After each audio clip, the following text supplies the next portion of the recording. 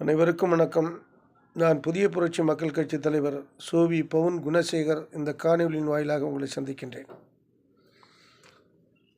சுதந்திரம் அடைந்து 78 ஆண்டுகள் ஆகியும் கூட ஆனால் ஏழை மக்களுக்கு இன்னும் சுதந்திரம் கிடைக்கவில்லை.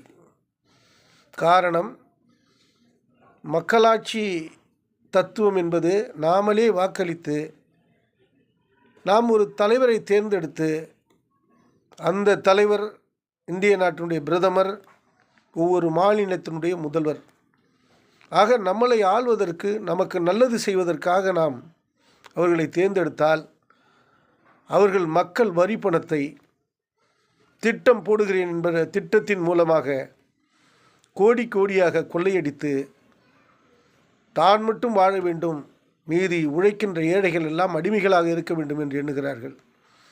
ஆகவே இதற்கு ஒரு மாற்றத்தை கொண்டு வர வேண்டும். இந்த அநீதிகளுக்கு எதிராக ஒரு முற்றுப்புள்ளி வைப்பதுதான் புதிய புரட்சி மக்கள் கட்சியினுடைய வேலை. ஒன்றிணைவோம். பணக்காரன் ஏழை என்ற நிலை நாட்டில் இருக்கக்கூடாது. அனைவருக்கும் உண்ண உணவு, அனைவருக்கும் இருக்க வீடு, அனைவருக்கும் செல்வதற்கு வாகனம், இவைதான் ஒரு மனிதனுக்கு தேவை.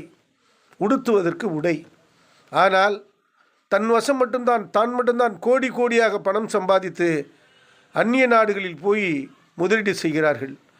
ஆக 500 ரூபாய்க்கு இன்னும் ஒரு ஏழை கூலி தொழிலாளி வேர்வை சிந்துகிறான், கல் உடைக்கிறான், கல் சுமக்கின்றான், கழனியிலே சேற்றினிலே உழைக்கின்றான், கரும்பு வெட்டுகிறான். இப்படி உழைக்கின்ற தொழிலாளிகள் அனைவரும் வேர்வை சிந்தி இரத்த வேர்வை சிந்துகிறார்கள். ஆனால் அவர் வாழ்க்கையில் இருக்க இடமில்லை, வாழ்வதற்கு வீடு இல்லை, உடுத்துவதற்கு உடை இல்லை, உண்ணுவதற்கு உணவில்லை. ஆகவே இந்த நிலை மாற வேண்டுமென்றால் பணக்காரர்கள் எல்லாம் ஒரு பக்கம் ஒதுக்கி வையுங்கள். உழைக்கும் தோழர்களே, உழைக்கும் கூலி தொழிலாளர்களே, நாம் அனைவரும் ஒன்றிணைவோம். புதிய புரட்சி மக்கள் கட்சியில் ஒன்றிணைவோம்.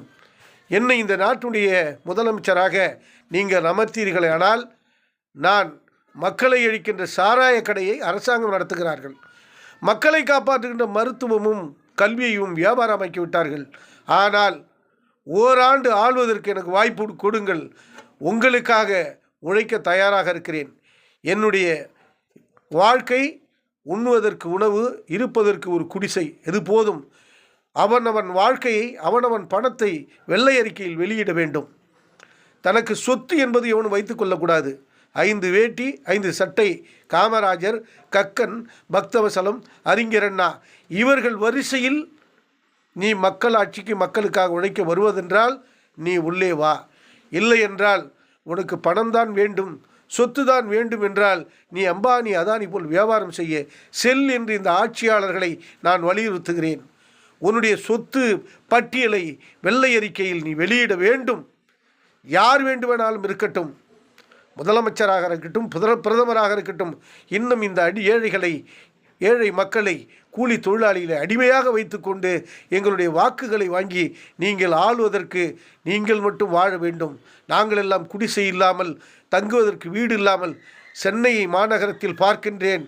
பிளாட்பாரத்தில் கூலி தொழிலாளியாக வேலை பார்த்துவிட்டு எத்தனையோ பேர்கள் இன்னும் அந்த பிளாட்பார்மில் கடை வாசல்களில் உறங்குவதை பார்த்து வேதனை அடைகிறேன். ஆகவே உழைக்கும் கூலி தொழிலாளிகளே, இந்த காணொலியின் வாயிலாக என்னை நான் சந்தியுங்கள். புதிய புரட்சியில் உங்களை ஈடுபடுத்திக் கொள்ளுங்கள். ஒன்றிணைவோம். புரட்சி, புதிய பாரதத்தை படைப்போம். ஊழல்களை ஒழிப்போம். உங்களுக்காக நான் உழைக்க தயாராக இருக்கிறேன் என்பதை இந்த காணொலியின் வாயிலாக கேட்டுக்கொள்கிறேன். புதிய புரட்சியை ஏற்படுத்தி புதிய யுகத்தை படைத்து புதிய புரட்சி, புதிய ஒரு ஆட்சியை ஏற்படுத்துவோம். எனக்கு ஆதரவு கொடுங்கள். நன்றி, வணக்கம்.